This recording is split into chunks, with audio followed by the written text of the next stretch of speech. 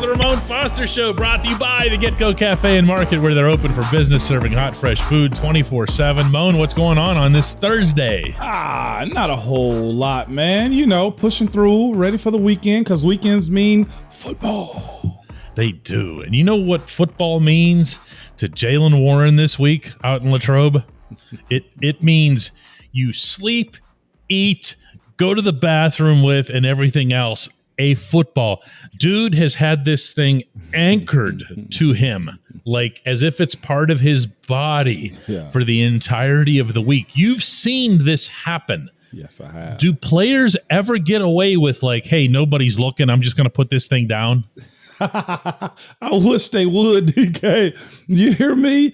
Because when a fumble happens, whether it's at the fault of the offensive line by getting the quarterback sacked and then you lose it, or whether it's a running back that has the perfect defender on them that rips it out no matter what, or whether it's just a guy carelessly carrying the ball around. Like, it's like one of those like it's one of those like record player screeches on like the game plan, because it really does. It ruins the drive. It does.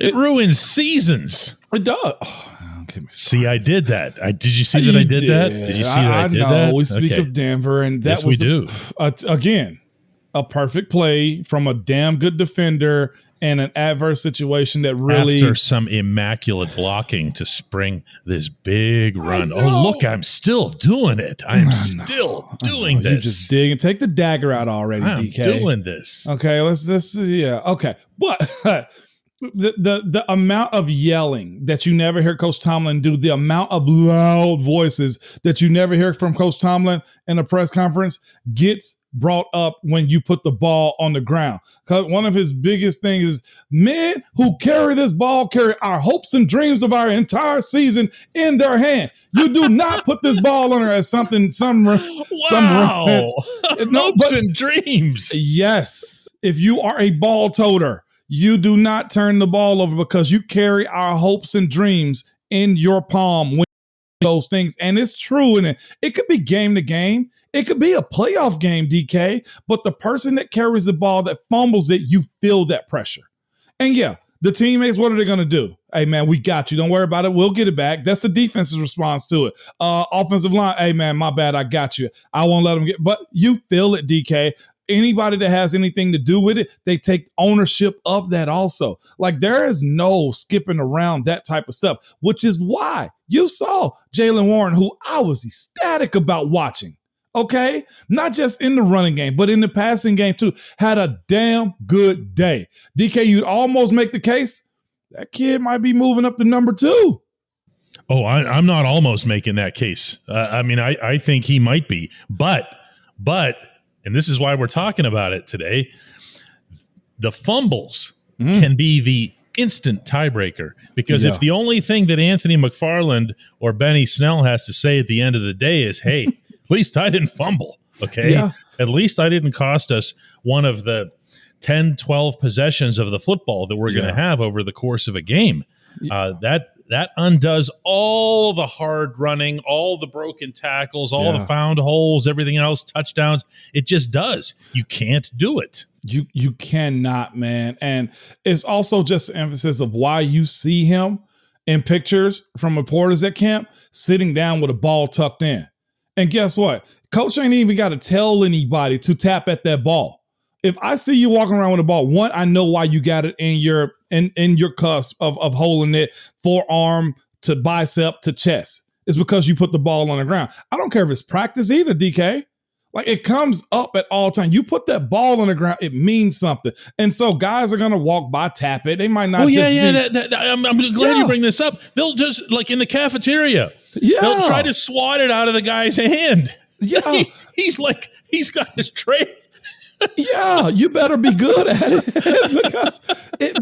But that's the importance of the ball, though. Like, think about what a fumble does on kickoff return when you get the short field. Think about your kickoff coverage team knocking the ball out, and we got the ball on the 10-yard line. Like, it can really flip the game over. And that's why it's so stressed. Let's talk about the mental component too, because look, I mean, there's. How do you say this? Like, if you think about like a child in a schoolroom, because this is, you are basically treating somebody like a child here. Yeah. You're it's one of those situations where you're told to go stand in front of the class, like Bart Simpson, and write down "I will not" whatever a million times on the chalkboard. Yeah. Okay.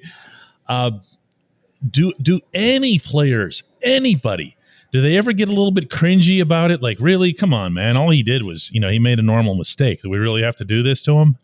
Performance-based job, DK. Nobody cares. And guess what Coach Tomlin going to say? This was another one of those Tomlinisms we didn't have. Nobody wants to hear your problems, or they glad you got them. There's a running back, Benny I've heard Snell. that one many times. Yeah, buddy. There's a running back in Benny Snell's like, damn, this kid had an actually good game. Well, he fumbled, to your point earlier. And then it's this side of it too, DK. Whenever you do fumble, though, you hope it's that one, or you better make sure it's that one. Because if we get to another game setting, DK, and he puts it on the ground again, only two. Oh, well, it's a problem. And this is just the twos and the threes that you're going against. What happens when it's Von Miller trying to pull one out? What happens when it's Trey, one of the Edmonds brother? What happens when it's CJ Mosley? What happens when it's those type of guys that are coming to knock you off? Oh, and I don't want to hear, I didn't see him. No. You carry that ball a certain way all the freaking time. And because of that, if it's more than once, DK, then we got to find somebody else going to do that job, because, again, you're carrying our hopes and dreams with you. One last question for you on this subject. Do you think it's a coincidence that the last two big-name, big-profile running backs that the Steelers have had, meaning Le'Veon Bell and Najee Harris, have borderline immaculate non-fumbling histories? Is that just an accident? Is that a happenstance? No, they look after that. They look at guys that seek out contact and would deliver it while taking care of the ball. Najee has 3-4 guys on him someplace, and he still holds tight of the ball.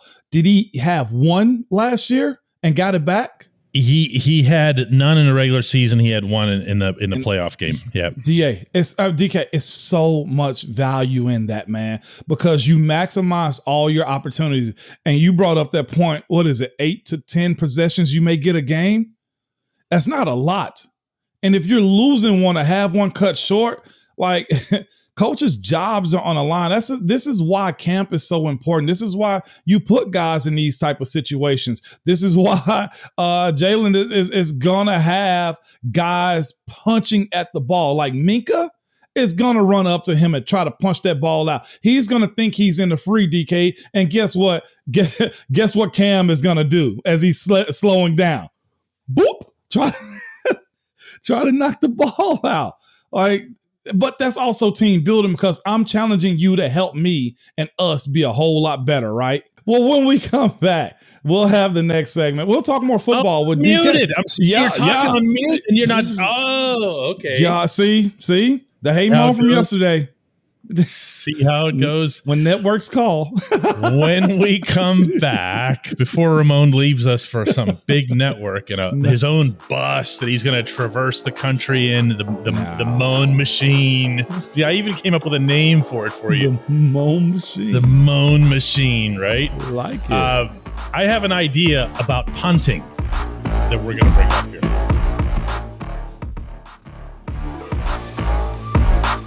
Moan, we're talking about possessions and the value of possessing the football and maintaining the football, and how few possessions you get as an offense over the course of an NFL game. And yet, once you get past third down, you just reflexively forfeit that possession. And there's more of a movement right now across all levels of football. There are some college coaches who just don't punt anymore. We've seen some of that in LA in the NFL, who just say, listen, we're doing away with it because the math tells us that even if we don't make it on fourth down, we're better off hanging on to the ball. What are your thoughts on that? Yeah, I'm old school in that approach, DK, because I do believe in field positioning. I do believe, look, if I could wear you down, or I got to make you go the long distance as far as the field goes, if I can pin you back, then you have more opportunities to mess up, and I have more other opportunities to take the ball away or put you in a worse situation.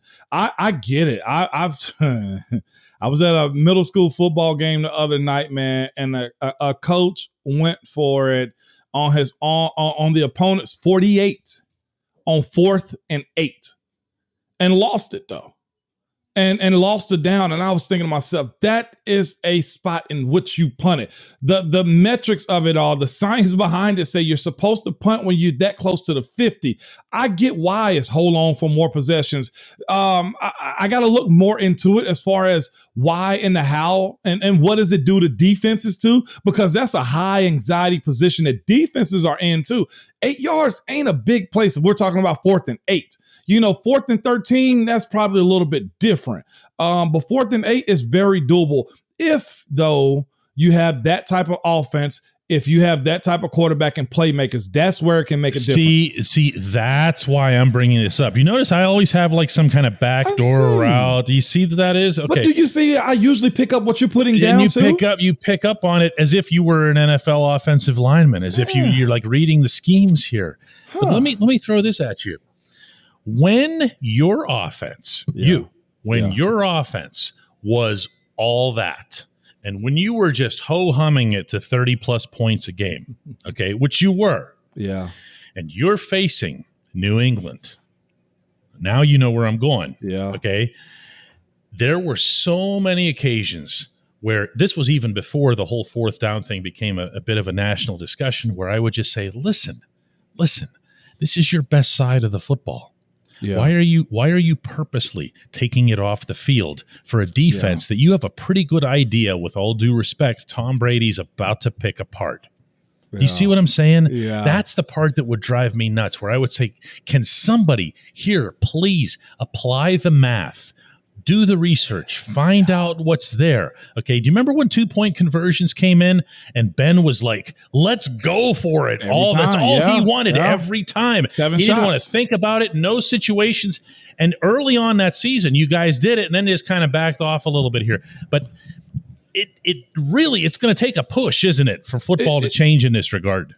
It will, man. But let's go to New England versus us versus New England, though. See, I don't know if it was a mental thing. I don't know if it was just the way they operated with Brady at quarterback also. And again, I continue to say, he gets all the credit, but that defense was doggone good. Has always been that good, too, in New England. And we were of the belief New England was good enough, but they capitalized on your mistakes against them specifically. Now, we're talking about Jacksonville. We're talking about the Browns. We're talking about Cincinnati, though maybe even Baltimore, for instance, where at least the mental side of coaching defense and having an offense that capitalized on the short field may not have been as strong as it was in New England. I get the point of keep Tom Brady on the sideline, but that also goes into it, to me, DK, being able to get 4 yards on first down run, getting another 3 yards, and then converting. Keep milking the clock down a little bit is the best way, I would have said, to defend against putting the GOAT on the field, one of those best dynasties on the field, simply because given that opportunity, they knew how to strike up the band. So that was a different conversation. Moving forward, though, with a bigger, what do you want to call it, case study on that, I can see that being the case, though, to where some teams say, screw it. But that coach better be real good, DK, in making that decision. Yeah, exactly. My own thought on it, very briefly, is that I believe it needs to be more situational than the way some coaches apply it. Like, I'm with you. When you get to 4th and 13, and it's 4th down, and you're at your own 20, and you're up by 10 points or something. Get that football out of there. You can't have an absolute position on this. Punting exists for a reason. It's existed for more than a century for a reason. When we come back, the only segment that matters.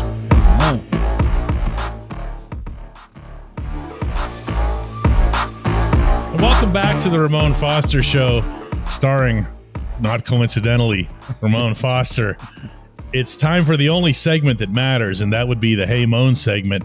And today's entry comes from Jim Fairfield, and he's responding to our show earlier this week in which you went at fans who booed Mason Rudolph. And I got to tell you, Mon, when you told me you were going to do that, I was going to tell you that in this line of work, that is touchy territory. I know. Okay? Yeah.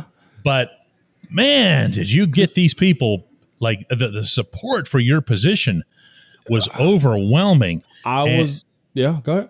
Well, and I'm going to read the Hey Mon question is from Jim Fairfield, who says, "Hey Mon, I too hated seeing Mason get booed. He doesn't deserve that treatment, but with all our love for the Steelers and fans, they could be a hard bunch. I'm a Pittsburgh native, and I'm old enough to remember how the fans almost broke Terry Bradshaw's spirit. Even Steelers Nation has a not so pretty side.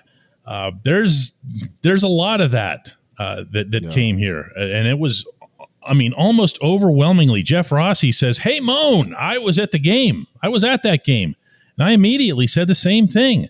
Yeah. The fumble that we got back, by the way, was Dan Moore's fault. The Boo Birds were out in full force that night, specifically for Mason, and I could name a handful of guys who played way worse. So what about you? How do you feel about the reaction that you got?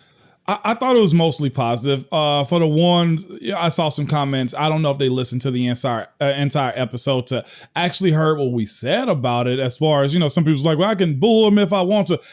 Listen to me. I got no problem with you booing Franco Harris, Ben, Troy, Coach Tomlin, me, Marquise.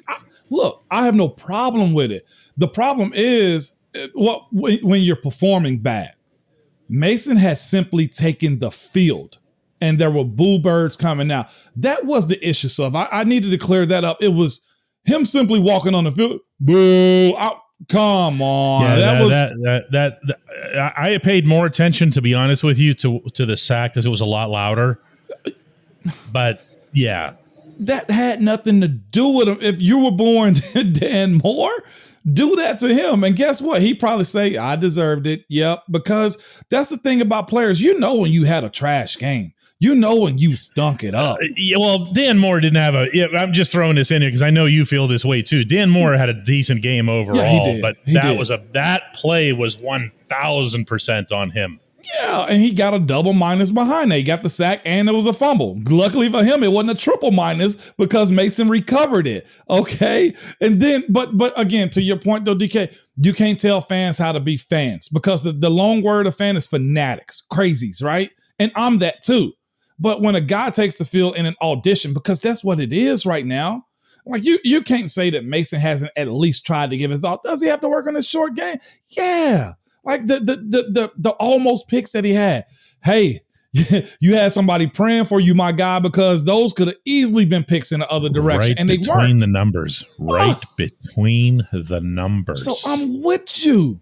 Okay, if I give up a sack, he's like, Mona, you need to go ahead and retire. You know what? I probably knew it, and I probably deserve some boos. Like, it's been times we go out there with a ball in a really good situation and field position and can't get a first down. And I will never forget this lady, man, running down to the freaking front stands. You guys suck. You ought to be ashamed of yourselves. And all I do is look back, shut up, lady, and be like, you right, though.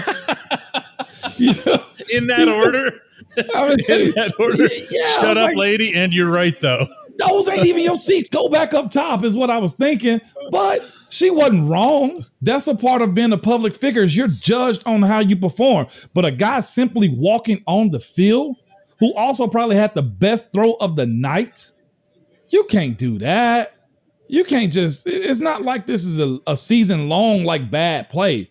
This was the first friggin' audition. You can't boo him for simply walking on the field. That was what my problem was. And the only negative responses that we got to a lot of that was when people who were coming at me for trying to explain, not defend, not excuse, but explain why people might have been doing that. In Pittsburgh, we have a tendency to try to vocalize our broader sentiments in something like that. One of the better examples I can give you, the worst trade the Pirates have made, well, one of the worst trades the Pirates have made over the last 20 years was sending Aramis Ramirez to the Cubs for a bunch of nothing. They did it. It was a clear cash dump, no other purpose to it. Aramis did nothing wrong in this equation. All that happened was that he was traded to Chicago, and he wound up being a very nice player with just a terrific major league career. Every single time Aramis came back and his name was announced, Mon, he was booed. So what were they actually booing? They weren't booing him. Yeah. They were booing the trade. Yeah. So here's Mason out there. This is what I was trying to say the other day. So here's Mason out there people in Pittsburgh don't want Mason to be the quarterback. So instead of like, what kind of chant can you come up with? Someone other than Mason. Someone other than Mason. But it doesn't work. It doesn't work. Now, Kenny comes in, and Kenny hears the positive chants. Kenny. And everybody really liked him and all that other stuff. That's easy, but it's not as easy to make that feeling come across. So that's what I'm saying here. Again, without defending or excusing, but attempting to explain, this is a very common Pittsburgh thing. Oh, yeah. And look, I got zero problems with it. At least evaluate the performance beforehand. And let me just throw this little free one in there, too. Those Kenny chants, let's make sure we have those same Kenny chants if you throw 2 picks in a game. Oh, as he's a starter, you got to stick by him. You know that won't happen. You got to stick by your team. It makes a big difference. Man. It's super easy to do that when things are going well, and it's not when it isn't. So, but all of this is in a box of being a fan and having a passion of Steeler Nation. So I admire it. In that situation where you probably know that guy's more out than in. Come on, let the kid do his job. And yeah, that was my locker mate for a few years. So I feel a little different about it. Yeah, he was just to your left. He was, right? That's right. Let's do this again tomorrow, Mon. We'll have one more. This is fun. I think people like it. I think so. I think they do.